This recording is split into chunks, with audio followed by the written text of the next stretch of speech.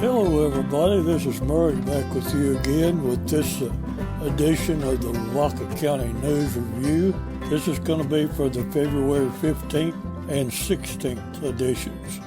And we're going to go through them. I'm flying solo this time, don't have a guest host with us, so we'll run through these fairly quick and let you know what's going on. If you haven't already got your paper, well, you'll probably be getting it in the next day or so, but this will give you a little highlight what's in these papers. We'll start off with our flagship, the Hallettsville Tribune-Herald, and we've got a color picture of a rain-slick road leading to a fiery crash, and there was nobody hurt. And Jimmy Apple writes that tomorrow, Friday, February 17th, is the candidate filing ends. If you're going to file, you probably should have already filed today. So anyway, Jimmy has that story. And then we have another picture about a meth arrest being made in a city park. As usual, our law enforcement is on the job. And we have Henry Joe's Town Chatter. The first paragraph is the public is invited to a meet and greet with Congressman Michael Cloud on February 20th at 6 p.m. at Los Cabos Restaurant. And the event is hosted by the great state Republicans. And we'll go on down. Hallett Oak Gallery has a spotlight on the arts coming this Saturday, February 18th. So admission is free. You probably need to check that out if you're into art. And the KCs are offering fried fish plates to go on February 24th. And the Sacred Heart Extravaganza Prom Through the Decades is included in this issue. And let's see, we got Catholic Schools Week poster contest winners. Got a picture of all the kids. And we'll go on down. Your usual thing, your LMC and awards employees with service year pins. And there's a big color photograph of all those folks, and this is on page 8A. This is a two-section paper in Hallettsville this week. In section B, we start off with sports by our senior sports editor, Chuck Groff. Chuck has got pictures of the Sacred Heart Indians, and the headline is The Indians Fall in by District. And then he has a story about a new man's going to be heading the Brahma baseball program, and I don't know if I can pronounce this correctly, but it's Go Hilke. Go Hilke is the way I see it. Now, this may be wrong, but if so, I apologize. And then he's got a story about the Brahmas regrouping, defeating Palacios Friday night. And we go on. He's got pictures of the alumni game. And the alumni breaks a seventh inning tie to beat the Brahmas 18-11. And then Chuck has a story about the Super Bowl, and that was a great game. If you got to see it, that's one of the best ones that I've seen in a while. But Chuck does a good job as usual. And folks, we want to promote our classified ads in all our newspapers. And we want to promote our website, LavacaCountyToday.com. Be sure and check that out. We've got some news stories up there, myself and several more. We've tried to keep this web page up to date. I know I put some obituaries up that hadn't even came out in the paper yet, and other stories, and we're trying to energize that website, and we hope you'll go see it. It's LavacaCountyToday.com. Now, I'll give myself a plug in the second section. Page 8B is my column, and I call it The Grand Old Lady on the Square. And, of course, I'm talking about our beautiful courthouse, Lavaca County Courthouse, on the ground, on the square, here in Hallettsville. And I don't like to brag about it, but I found an old newspaper from July of 1899. It was a July 6 issue, July 6, 1899 issue of the Hallettsville Herald. And it's describing the events of this dedication to the courthouse when it was brand spanking new. They coincided this with their July the 4th celebration. And the story goes into detail about what all happened and about some of the fixtures that were in the courthouse at that time, which even included some bathtubs, which I never knew that, large bathtubs and marble basins, a lot of music, a lot of bands.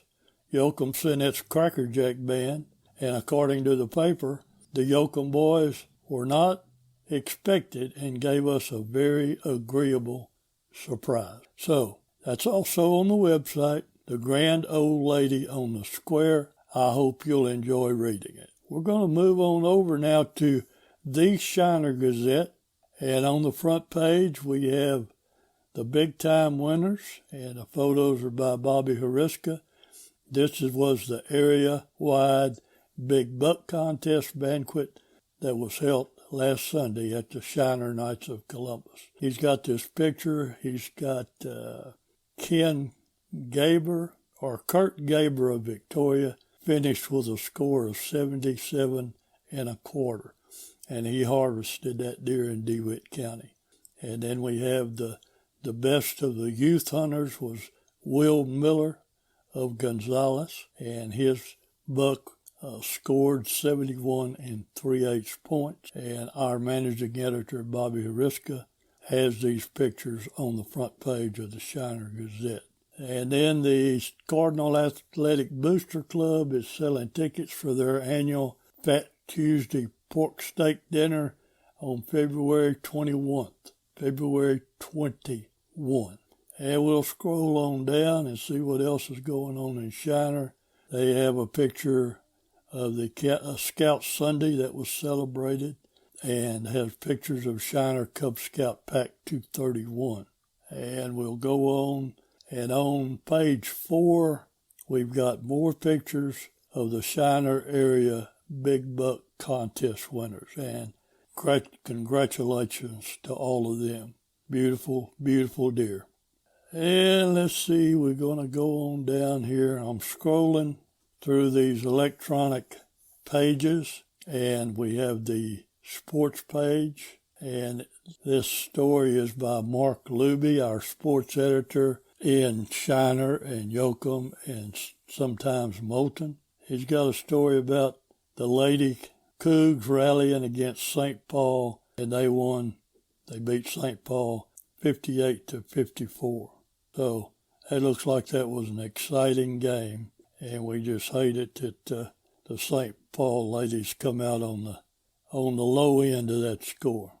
And he's got stories about the Cardinals basketball, and actually he's got another page, and he's got the Texas Duel takes second in a tourney, and that's the C-Class Winter World Series. Got all the pictures of the girls that are on that team, so you'll want to check that. That's on page 7.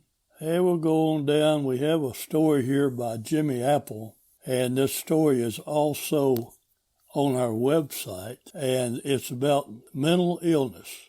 And in his first paragraph, Jimmy says, mental illness encompasses a wide range of mental health conditions or disorders that affect the mood, thinking, and behavior of an individual suffering from that condition. And Jimmy wrote the story, and our graphic artist, Michelle Price, she did the graphics for this story, and both of them did a great job.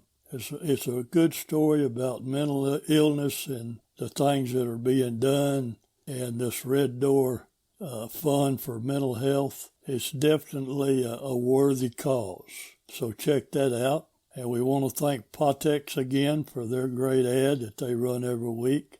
And basically, that's going to be about it. We have the classifieds like we talked about in the Tribune. And we have a big ad from Gonzales Healthcare. And we want to thank them because they run this big color ad very often. And we've said it before, we want to give our advertisers plenty of coverage, because if it wasn't for them, we wouldn't get paid. And we need to get paid. So anyway, thank you folks for all that advertising, and we hope you'll keep it up. We're going to move on over now to the Yoakum Herald-Times, and we've got a story about the inaugural Lavaca County Day is set for March 13th at the state capitol. We've got a picture of the city celebrating February as Black History Month. And there's a picture there, is pictured of Mayor Carl O'Neill and Lonnie Grisby and Vanetta Cheeves and Paula Houston LaFord. And congratulations on making this a successful Black History Month. And let's see, the Yoakum Volunteer Fire Department will hold its 34th annual equipment benefit on February 19th. I believe that's Saturday, this Saturday. So they have plates to go and dine in barbecue brisket with giblet rice and pinto beans. It starts at 11 a.m. So you folks in Yoakum and anywhere else in the county, you want some good barbecue, go over there and help those Yoakum firemen out and buy a plate or plates. And we have the sports page, and it's another kind of a sad thing for the Bulldogs fall to the Cowboys, 55-48. And from what I read here, it looks like that was a close game. And we want to thank Raymond Rosas for the photograph. And then we have a story by Mark Luvy about the Lady Bulldogs. And they got 2 ties and a scoreless affair in their soccer team. And then he has another story about the girls basketball finishing the season. Another page of sports, a lot of sports. Got the 8th grade girls basketball team. I got a picture of them. And the 7th grade girls basketball team. Got a picture of them and all the players, and they're identified. So then we have this story, and we got this in Yoakum, and we also have it in Moulton. And it's about the Lavaca County 4-H photography contest, and it attracted 187 entries. And that's a long story, and it lists all the winners. So if you were involved with that contest or want to see who won it, check that out. And also, I have a column in here. It's one of the older columns, but it never ran before in the Yoakum Herald. And it's about memories of old Siluria, which is a place on the coast down by at the end of Matagorda Island. Basically, what I wrote about was just a brief history of the place, because even though I had been by that area 100 times, I never knew that town existed. So that's on me. And you folks that know about it, you probably have a lot more stories to tell. And just like Indianola, Siluria fell to the fate of several hurricanes back in the day. Before that, they were both established port cities on the Texas Gulf Coast. Hope you enjoy reading that. The Yoakum Memorial Association presentation is set for February 23rd, and the library will be hosting another one they already had one on February 7th, and then they're hosting another one on February the 23rd, and this is about the Yoakum City Colored Cemetery. So there's a lot of history there, and I encourage you to take that in. And of course, we've got our classifieds here just like in all the papers. And if there's something you need, you might look that over. There might be something that you didn't know you needed, and you really do need it. Check that out. So that's going to be all for the Yoakum Herald. We're going to move on over now to the Moulton Eagle. And the Moulton Eagle has got the same story about March 13th being the inaugural Lavaca County Day. We have a picture, courtesy of the Moulton Independent School District, that says, the headline says, the PTO shows Cusack some love. And it has Moulton PTO took time out last Friday to recognize Mrs. Laura Cusack during National School Counseling Week, because when it comes to counselors, they tend to think this Moulton ISD has one of the best. This position takes a special person, and there's no one quite like her, PTO members said. Her hard work, does not go unnoticed, and we hope you will join us in thanking her for all that she does and always a bright smile on her face. So to demonstrate their appreciation, the local PTO assembled a gift basket of some of Mrs. Cusack's favorite items to express their appreciation for her dedication and care for all students at the Moulton Independent School District. And our managing editor, Bobby Hariska, has a story about the Moulton School District is thinking about buying a motor coach instead of a bus. They're still hashing that out.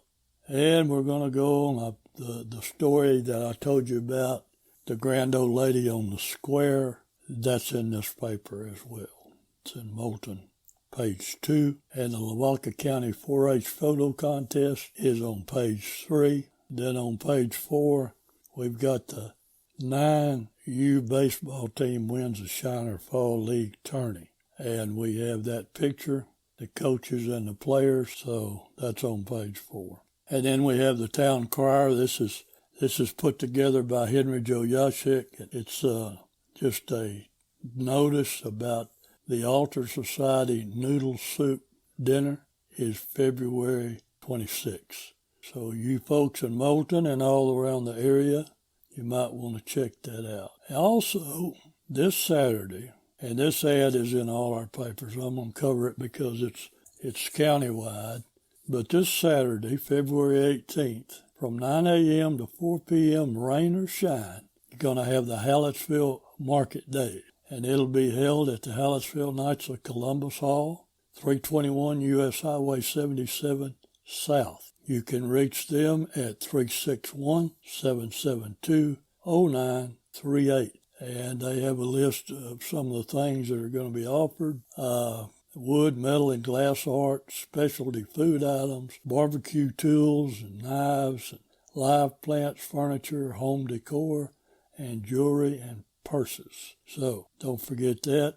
If you don't have, if you're wanting to buy some items or check it out, just head over to the Hallettsville KC Hall on Saturday, and I know they'll be glad to see you. So that's going to finish it up for It Was Brief, and but I hope I'll let you know a little bit about what's going on in your area papers. And I want to thank Michelle Price for joining me last week and co-hosting the show. And we'll be having more co-hosts, and we'll have Michelle back in the near future. Also, I want to thank our office manager in Hallettsville, Lonnie, Zach, and Michelle Price, our graphic artist, for putting together a little lunch on last Tuesday for the little old fellows in the back room. Yeah, the ladies brought us a bunch of tasty pizza, and I know of one person that ate at home and come back and ate there again. But I won't mention his name, but I'm sure you can figure it out. But anyway, friends, thank you for joining us, and I'll be seeing you next week on the Lavaca County News Review. Goodbye, everybody.